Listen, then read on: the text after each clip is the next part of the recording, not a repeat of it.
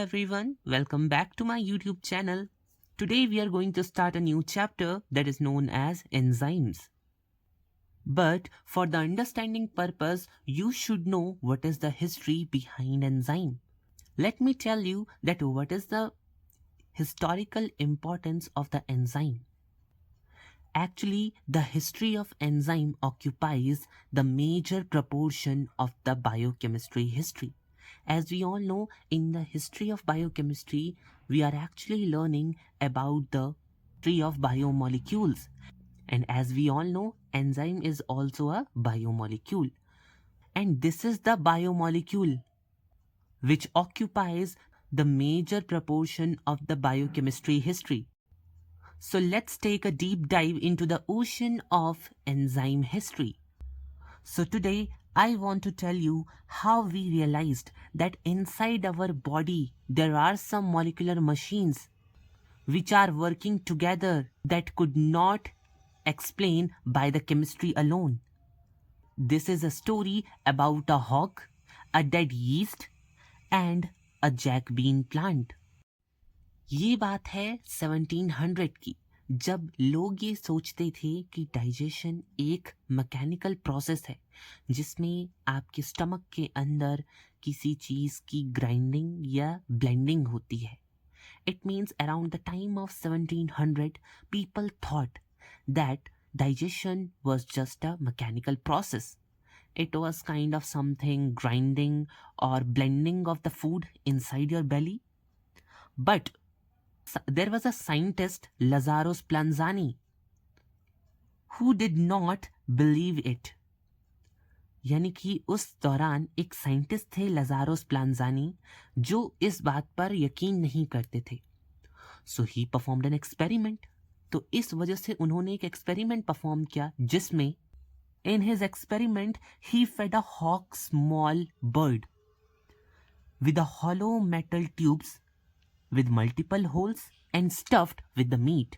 यानी कि इन्होंने अपने एक्सपेरिमेंट के लिए एक हॉक बर्ड का यूज़ किया जिसे इन्होंने फीड करवाई थी एक ऐसी मेटल ट्यूब जिसमें मल्टीपल होल्स थे और जिसके अंदर मीट रखी हुई थी. Then he waited and thought if digestion was just a mechanical process or grinding or blending, so the metal tube will be affected, but the meat should remain safe, right? यानी कि bird को feed कराने के बाद उन्होंने wait किया और ये सोचा कि अगर डाइजेशन एक मैकेनिकल प्रोसेस है तो इस दौरान मेटल ट्यूब अफेक्ट होनी चाहिए लेकिन मीट बिल्कुल सेफ रहनी चाहिए. But the reveal when the hawk coughed up the tubes, he was totally surprised because the metal tube was completely fine, but the meat was gone. यानी कि जब hoc ने कुछ समय बाद इस ट्यूब को बाहर निकाल लिया था, बाहर कफ आउट कर लिया था, तो ये देखने के लिए मिला कि मेटल ट्यूब कंप्लीटली फाइन थी लेकिन उसके अंदर से मीट गायब हो चुकी थी. From here, Spallanzani proved that there was a gastric juice with a chemical power to dissolve the meat.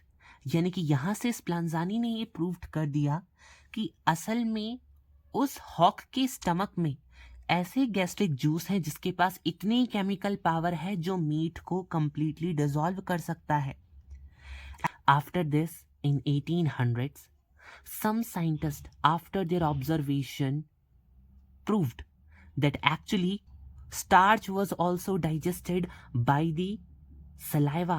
It means saliva contained some kind of chemical with the power to dissolve starch. 1800 के दौरान कुछ scientist ने अपनी observation के बाद ये भी prove कर दिया कि आपका जो स्टार्च आप डेली डाइट में लेते हो वो स्टार्च आपके सलाइवा के थ्रू डिसॉल्व किया जा सकता है यानी कि डाइजेस्ट किया जा सकता है. इट मीन्स आपके सलाइवा में भी कोई ऐसा केमिकल है जिसके पास इतनी पावर है जो स्टार्च को कुछ लेवल पर डिसॉल्व कर सकता है. और ये चीज़ें हम जानते भी हैं क्योंकि आज के टाइम पर हम ये पढ़ते हैं that starch can be digested by the enzyme that is known as salivary amylase. But at that time enzyme term was not discovered और enzyme molecule was not discovered. That's why people thought that there was some kind of chemical with the power to dissolve the food, carbonaceous meat or the starch. Fast forward to the Louis Pasteur in 1850s. He was a genius, but he made a famous mistake which is mentioned in your textbook. यानी कि 1850 के around Louis Pasteur नाम के scientist जो कि बहुत ज़्यादा genius माने जाते थे, उन्होंने बहुत ही बड़ी मिस्टेक कर दी जिसे आपकी टेक्स्ट बुक में मेंशन भी किया गया है. He believed that fermentation it means the process of converting sugar into an alcohol required a living yeast cell. यानी कि उनका ये मानना था कि अगर हमें फर्मेंटेशन करवानी है, यानी कि ऐसी प्रोसेस जिसमें हम शुगर से अल्कोहल बना सकें, तो इस प्रोसेस के लिए हमें एक लिविंग यीस्ट सेल की ज़रूरत होगी. Because within this living yeast cell there is something, and this something he termed as ferment, which was responsible for the process of fermentation. यानी कि उन्होंने कहा कि शुगर से अल्कोहल बनाने में ये जो फर्मेंटेशन की प्रोसेस है, इसके लिए लिविंग यीस्ट सेल इसीलिए चाहिए क्योंकि लिविंग यीस्ट सेल के अंदर एक फर्मेंट नाम का मॉलिक्यूल होता है जो कि एक्चुअली रिस्पॉन्सिबल होता है शुगर से अल्कोहल के कन्वर्जन में. And he also said that we could not separate the ferment from the living yeast cell. उन्होंने ये भी कह दिया कि हम एक लिविंग यीस्ट सेल से फर्मेंट को सेपरेट नहीं कर सकते. And he called this idea as vitalism. उन्होंने अपने इस आइडिया को वाइटलिज्म कह दिया. But in 1897 there was an accident. In 1897 there was an another scientist, Edward Buchner. He wanted to preserve yeast juice for the medicine. यानी कि 1897 के दौरान आपके एक दूसरे साइंटिस्ट थे एडवर्ड बकनर, जो कि यीस्ट जूस को मेडिसिन बनाने के लिए प्रिजर्व करके रखना चाहते थे. But he did not have a fridge. क्योंकि उनके पास फ्रिज नहीं था, so he added a mountain of sugar over the yeast cell. तो उन्होंने इस यीस्ट सेल्स के जूसेस को प्रिजर्व करने के लिए या यीस्ट सेल को प्रिजर्व करने के लिए उन्होंने इन यीस्ट सेल्स के ऊपर एक माउंटेन ऑफ शुगर रख दिया, जिसकी वजह से, क्योंकि आप सभी जानते हो the mountain of sugar is a common preservative, से कॉमन प्रिजर्वेटिव के रूप में यूज भी किया जाता है. But after this what he observed, even though the yeast cells were completely ground up and dead under the mountain of sugar, भले ही आपकी सारी की सारी यीस्ट सेल कंप्लीटली ग्राइंड हो चुकी हों, डेड हो चुकी हों इस माउंटेन ऑफ शुगर के नीचे, but still sugar started bubbling into alcohol. अभी भी शुगर अल्कोहल में कन्वर्ट हो रहा है. From here Buchner proved Pasteur wrong. यहां से बकनर ने पास्चर को रॉन्ग प्रूव कर दिया, क्योंकि पास्चर का कहना था हमें एक लिविंग यीस्ट सेल चाहिए अगर हमें शुगर से अल्कोहल को बनाना है. लेकिन यहां पर दो एडवर्ड बकनर ने एक डेड यीस्ट सेल से अल्कोहल का प्रिपरेशन कर दिया. From here Buchner said that you don't need a living cell, you just need the molecule inside the cell. यहां से बकनर ने कहा कि आपको एक लिविंग सेल नहीं चाहिए, इस लिविंग सेल के अंदर प्रेजेंट एक ऐसा मॉलिक्यूल चाहिए जिसे फर्मेंट कहा गया था लुइस पाश्चर के द्वारा. But the ferment was termed as zymase by Edward Buchner. लेकिन इस फर्मेंट को एडवर्ड बकनर ने जाइमेज नाम दिया. लुइस पाश्चर की जो बातें कही गई थी वो कम्प्लीटली रॉन्ग प्रूफ हो गई, क्योंकि उनके अकॉर्डिंग हमें अगर शुगर से अल्कोहल बनाना है तो हमें एक लिविंग यीस्ट सेल चाहिए. और ये भी कहा था उन्होंने कि फर्मेंट को हम कभी भी लिविंग यीस्ट सेल से सेपरेट नहीं कर सकते. But Edward Buchner did that. But Edward Buchner ने कर दिखाया. उन्होंने एक डेड यीस्ट सेल से भी शुगर से अल्कोहल की प्रिपरेशन करवा दी और उन्होंने इस यीस्ट सेल से उस फर्मेंट को सेपरेट भी करवा दिया. That's why Edward proved Pasteur wrong. After this Wilhelm Kuhne termed zymase और ferment molecule as enzymes. The N word in the Greek refers to inside, zyme word refers to the yeast because the first molecule, or you can say ferment or zymase, was found inside the yeast cell. That is why N means inside, zyme means yeast cell. Inside the yeast cell, the first enzyme was discovered. Now we knew that enzymes were molecule. अब क्योंकि हमें ये पता था कि enzymes molecule हैं, but what were they made of? हमें ये पता ही नहीं था कि वो किस चीज से बने होते हैं. So most scientists thought they were just tiny unknown things. Most of the scientists ये सोचते थे कि वो कुछ अनजान सी चीज है. But James Sumner had a crazy idea. लेकिन 1926 के अराउंड एक साइंटिस्ट थे जेम्स समनर, जिनके पास एक डिफरेंट आइडिया था.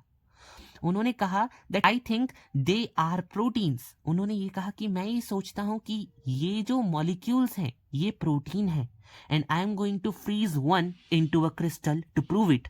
और मैं इस बात को प्रूव करने के लिए कि एंजाइम प्रोटीन होते हैं, एक दिन इन्हें फ्रीज करके क्रिस्टल में कन्वर्ट करके दिखाऊंगा. But his colleagues literally told him his plan was foolish. लेकिन उनके कलीग्स ने उन्हें यह कहा कि आपका प्लान कंप्लीटली फुलिश है. He spent 9 years trying to purify an enzyme called urease from the jack beans. उन्होंने अपने 9 साल स्पेंड कर दिए एक जैक बीन प्लांट के अंदर से यूरिएज नाम के एंजाइम को प्यूरिफाई करने के लिए. But one morning in April 1926, लेकिन एक सुबह अप्रैल 1926 में he looked under his microscope and saw tiny shining crystals of pure protein that could still break down the urea. यानी कि उन्होंने अपने माइक्रोस्कोप के अंदर देखा कि बहुत छोटे शाइनिंग क्रिस्टल है प्योर प्रोटीन के, जो कि अभी भी यूरिया को स्टिल ब्रेक डाउन कर सकते हैं. Suddenly he found his wife and said I have crystallised the first enzyme. उन्होंने तुरंत अपनी वाइफ को कॉल किया और ये कहा कि उन्होंने पहला एंजाइम क्रिस्टलाइज कर दिया है. Finally gave the ghost a body. उन्होंने इस भूत को असल में एक बॉडी दे दी, that is protein. For decades medical world said all enzymes are protein. लंबे समय तक मेडिकल वर्ल्ड ने यह कहा कि एंजाइम्स प्रोटीन होते हैं. Then came Thomas sketch and Sinde Altman. लेकिन इसके बाद आए Thomas sketch and Sinde Altman. They found that some RNA molecules can also catalyse reactions. उन्होंने ये पाया कि एंजाइम की तरह ही कुछ ऐसे भी आपके आरएनए के मॉलिक्यूल्स हैं जो एंजाइम को कैटालाइज करवा सकते हैं. These are called ribozymes. Ribozyme कह दिया गया. So these are the points which are actually necessary and essential for you to understand the history of enzyme. Now let's move towards the chapter enzyme. Now as you all know, why the enzymes are known as enzymes? Because the first enzyme which was discovered, zymase, was found in the yeast cell. N word refers to in and zyme word refers to the yeast cell, because the first enzyme zymase was discovered from the inside of yeast cell. So let's move towards the introductory section of enzymes. Let's understand how enzyme describe itself. So enzyme say that we are the catalyst of living world. Enzyme ये कह रहे हैं कि हम living world के वो catalyst हैं which are proteinaceous in nature, जो कि nature में proteinaceous है, and in specific action. और हमारा action बहुत ही ज़्यादा specific होता है. We are rapid and accurate. हम बहुत ज़्यादा rapid यानी कि जल्दी काम करते हैं और बहुत ज़्यादा accuracy के साथ काम करते हैं. Huge in size but with a small active centre. हमारा साइज भले ही बड़ा हो लेकिन हमारा जो एक्टिव सेंटर है वो बहुत ही ज्यादा छोटा होता है. जब हम लेक्चर को डिटेल में डिस्कस करने लग जाएंगे तो हमें पता चल जाएगा कि एक्टिव सेंटर क्या होते हैं. Highly exploited for disease diagnosis in the lab centre. आज के टाइम पर हमारा यूज किया जाता है लेबोरेटरी सेंटर्स में डिजीज के डायग्नोसिस के लिए. Enzymes are biocatalyst. Enzymes biocatalyst होते हैं। Bio word means they are found in the living entities and catalyst because they speed up the chemical reactions. Enzymes आपके बायो कैटलिस्ट होते हैं क्योंकि ये ऐसे मॉलिक्यूल हैं जो किसी भी केमिकल रिएक्शन की स्पीड को इंक्रीज करते हैं किसी भी लिविंग ऑर्गेनिज्म के अंदर। That is why they are termed as bio catalyst. They are also known as catalyst of life. इन्हें लाइफ का कैटलिस्ट भी कहा जाता है क्योंकि लाइफ लिविंग ऑर्गेनिज्म से मिलकर बनी होती है और लिविंग ऑर्गेनिज्म का जो कैटलिस्ट है वही लाइफ का भी कैटलिस्ट माना जाएगा। A catalyst is defined as a substance that increases the velocity और rate of a chemical reaction. यानी कि कैटलिस्ट को डिफाइन किया गया है कि ये ऐसे सब्सटेंस होते हैं जो किसी भी रिएक्शन की किसी भी केमिकल रिएक्शन के रेट या वेलोसिटी को इंक्रीज करने में मदद करते हैं without itself undergoing any change in the overall process. यानी कि भले ही वो केमिकल रिएक्शन के रेट और वेलोसिटी को इंक्रीज करते हो लेकिन इस प्रोसेस के दौरान वो खुद कभी भी किसी चेंज में नहीं जाते हैं या वो कंप्लीटली यूज नहीं होते हैं। Student teacher relationship is the best example to understand the catalyst action. अगर आप कैटलिस्ट एक्शन को समझना चाहते हो तो उसके लिए सबसे अच्छा एग्जाम्पल है कि आप स्टूडेंट और टीचर का रिलेशनशिप देख लो। It's no wonder that certain difficult things student can't easily understand. इसमें कोई चौंकने वाली बात नहीं है कि ऐसे बहुत सारे डिफिकल्ट चीजें होती हैं जो स्टूडेंट्स को अपने आप इजीली समझ में नहीं आ पाती but are easily learned under the guidance of the teacher. लेकिन एक टीचर की गाइडेंस में स्टूडेंट उसे आसानी से लर्न कर सकता है। So teacher here acts as a catalyst. So teacher ने यहाँ पर एक कैटलिस्ट की तरह काम किया because he enhances the understanding ability of the student. क्योंकि एक टीचर ने स्टूडेंट की जो समझने की एबिलिटी थी उसे एनहांस कर दिया। So this is the actual work of the catalyst. Enzymes में be defined as bio catalyst. Enzymes को डिफाइन किया गया है कि ये बायो कैटलिस्ट होते हैं which are synthesised by the living cell. Living cells के द्वारा सिंथेसाइज किए जाते हैं। They are protein in nature. ये प्रोटीनेशियस नेचर के होते हैं लेकिन हर एक एंजाइम प्रोटीनेशियस नेचर का नहीं हो सकता। जैसा कि हमने हिस्ट्री में पढ़ा कि कुछ आरएनए मॉलिक्यूल भी एंजाइम की तरह काम कर सकते हैं। उन्हें राइबोजाइम कहा जाता है। Enzymes are colloidal in nature यानी कि इनका साइज बड़ा होता है, मॉलिक्यूलर वेट भी ज्यादा होता है और ये थर्मोलेबाइल होते हैं। थर्मोलेबाइल का मतलब होता है दे कैन डिकम्पोज और change in response to the heat. High temperature पर ये खराब हो सकते हैं।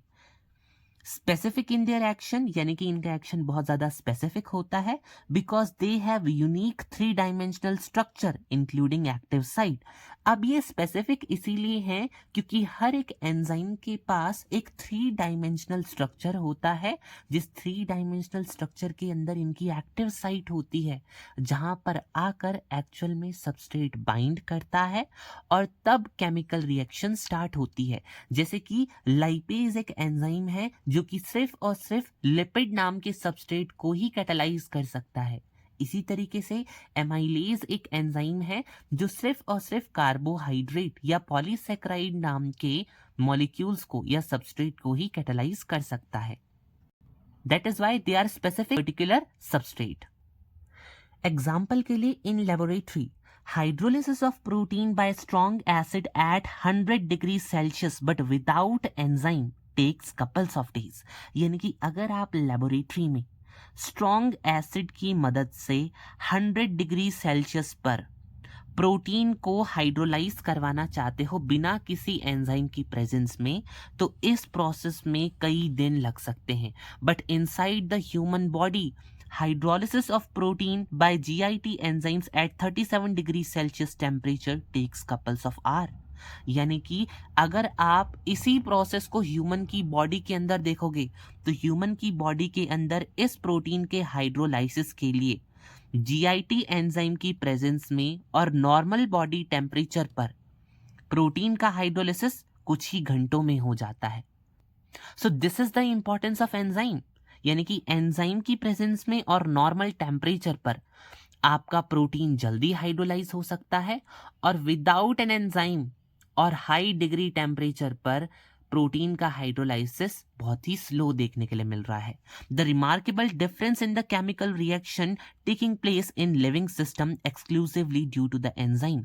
जो रिमार्केबल डिफरेंस आपको दिख रहा है दिन और घंटों का इन केमिकल रिएक्शन के बीच, ये आपको एक लिविंग सिस्टम के अंदर प्रेजेंट एंजाइम की वजह से देखने के लिए मिल रहा है, क्योंकि यहाँ पर लिविंग बॉडी के अंदर एंजाइम है, बट लेबोरेटरी में कोई भी लिविंग बॉडी के अंदर का एंजाइम यूज नहीं किया गया है।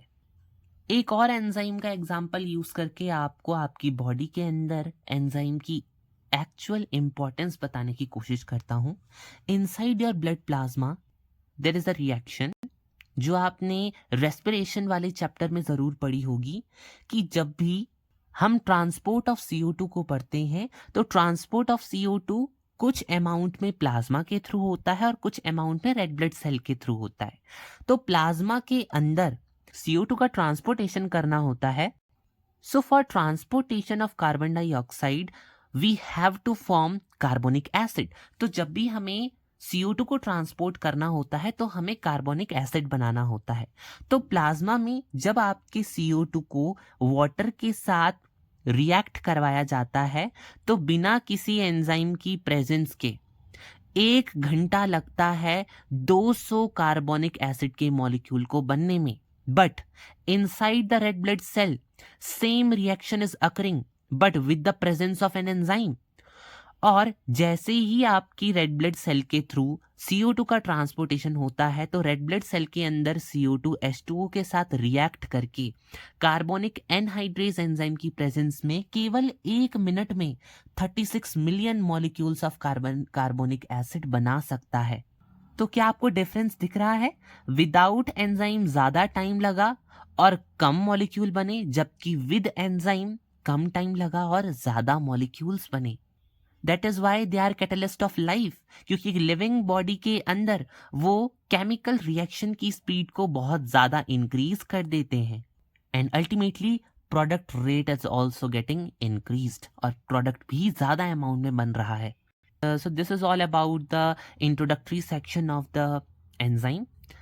कल के लेक्चर में हम डिस्कस करेंगे what are the properties and characteristics of enzyme. I hope आपको हिस्टोरिकल बैकग्राउंड और जो इंट्रोडक्शन मैंने समझाया है एंजाइम का वो अच्छे से समझ आया हो। अगर कोई क्वेश्चन हो तो आप कमेंट सेक्शन में ज़रूर पूछ सकते हो। और अगर आपको यह वीडियो बहुत ज़्यादा पसंद आया हो तो लाइक शेयर एंड सब्सक्राइब करना ना भूलें। अपने दोस्तों के साथ शेयर करना बिल्कुल ना भूलें, ताकि उन तक भी ऐसी interesting information time to time पहुंचती रहे। See you in the next lecture. Till then, keep learning, keep growing, and always remember, biochemistry is the most interesting subject. Thank you so much.